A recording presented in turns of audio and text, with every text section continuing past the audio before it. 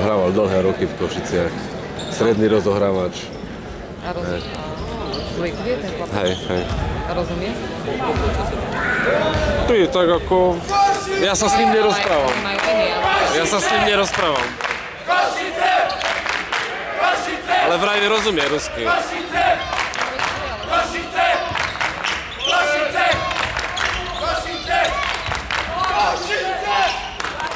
Košice!